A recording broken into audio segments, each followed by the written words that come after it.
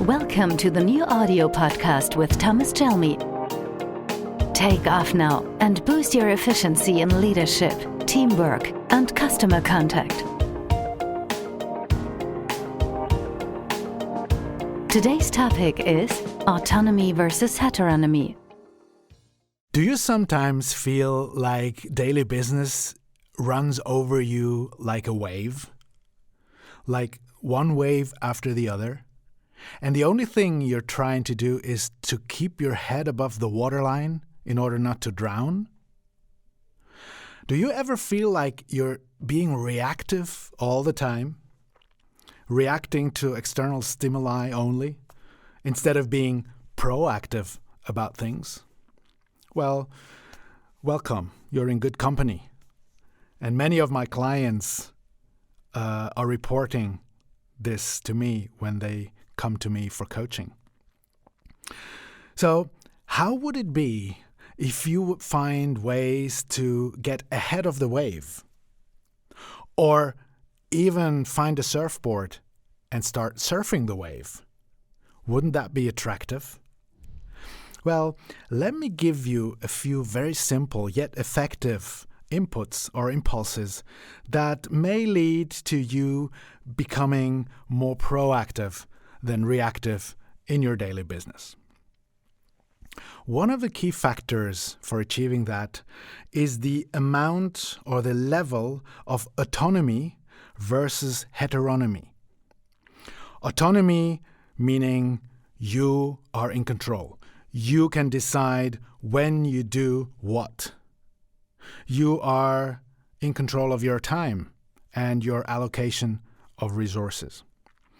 Heteronomy meaning that you're controlled by external factors, that you are reacting to external demands, impulses, interruptions, distractions, etc. Or in other words, others are in control of your time and resources.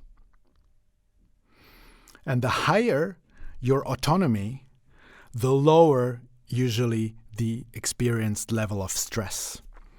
The higher the level of heteronomy, the higher the experienced level of stress. So, between impulse and your reaction, there is a room in which you can choose your response. And there's a big difference between a reaction and a response to an event. Because if you react, your reaction is usually very close to the stimuli, to the stimulus, to the impulse. And the closer you, the quicker, the faster you think you have to react to a stimulus, the higher the perceived stress.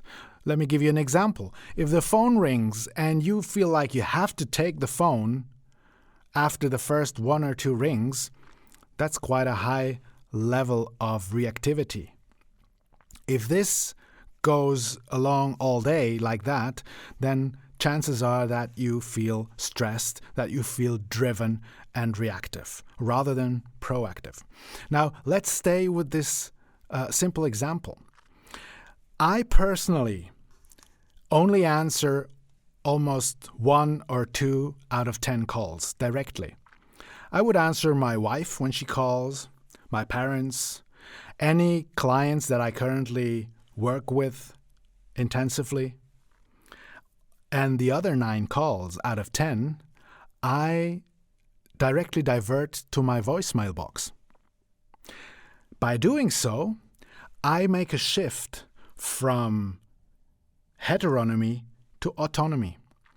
Because once the message is deposited on my voicemail box, I choose when I will listen to it, when I will reply, in what way I will reply. Will I call back or will I sit down and write an email whenever I can? Or will I reply at all? So you see, with this simple example, with this simple measure, I shift from being controlled by external factors, a ringing phone call, or a ringing phone, and by being reactive, to being in control of my time and resources. Another simple example and a strong recommendation I would like to give to you is to deactivate any notification of incoming messages that you may have active or activated on your devices. If it vibrates and pings and pops up every time a new message comes in, and you feel the strong urge to react and go and have a look, what is it? Who sent it? What is it about? You are in a completely reactive mode, and you let others control your time. So once you deactivate all these notifications, you are immediately autonomous, and you're immediately in the driver's seat, deciding yourself when to go and manage your email inbox, when to go and have a look how many incoming messages you have in your WhatsApp or in your SMS app. These are very, very simple yet very effective little things you can do in order to shift from external control to self-control. So what you do by making this shift is also creating a room between impulse and your reaction. And in this room, you can choose your behavior. You can choose your response. Especially if you imagine for a moment that you get an offensive email or an email by which you feel offended, which is not necessarily the same thing. If you react immediately out of a high level of emotionality, you may cause more trouble or escalate the situation.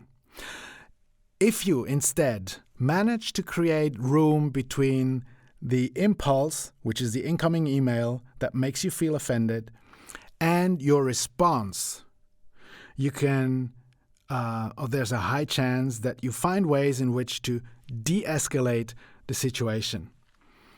A simple recommendation in such a case is to let the world turn once before you answer, because then you can answer and you do not necessarily have to react. What you can do, though, is you can immediately write back, but do not send it.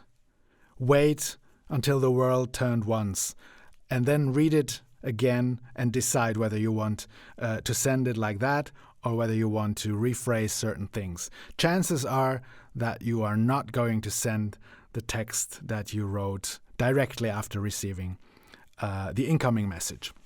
Just make sure while you're drafting the text that you delete the recipient's email address in your email window, because if you by mistake click on send, then it's out, and it's out there. Once it's out there, you cannot take it back. Good. So an essential factor for reducing stress levels, for becoming more responsive, proactive rather than reactive, is to create room. For instance, by making conscious breaks in between, by planning disturbance-free, uninterrupted time to work on specific tasks without being disturbed, by saying no every now and then to certain things. When a colleague walks up to your desk and says, could you just quickly, give me or help me, to say no in a way that is socially acceptable. I'll cover that in another podcast. And last but not least, try to focus rather than multitask. Because multitasking, biologically speaking, is something we're not really capable of doing. NASA has done extensive studies on that, and they found out that we are actually not able to really multitask, which would mean to run parallel tasks at the same time. Instead, NASA found out that multitasking, or the attempt to multitask, increases the amount of time needed for each task to an average of 25%, while IQ, or the intellectual capacity, drops by 10 to 15 points. That's more than after a nice glass of red wine. So we cannot really focus on more than one task at the time. We are much more effective when we focus on one task and complete our tasks one after the other. And jumping between tasks costs time and energy. Focus is a hidden driver of excellence. That's the title of a book written by Daniel Goleman. I can highly recommend. And at the same time, it's a quality and a skill that gets more and more lost in these days. When in Germany, for instance, there was a project to put the traffic lights for pedestrians into the ground, so people would actually see the traffic lights when they walk around with their smartphones in hand, because they are just simply not present anymore and not focused on what they are doing, but rather attention is spread all over the place. There is one exception, however, where multitasking is nearly or almost possible, and that's when one of two tasks is so integrated that it almost runs by itself.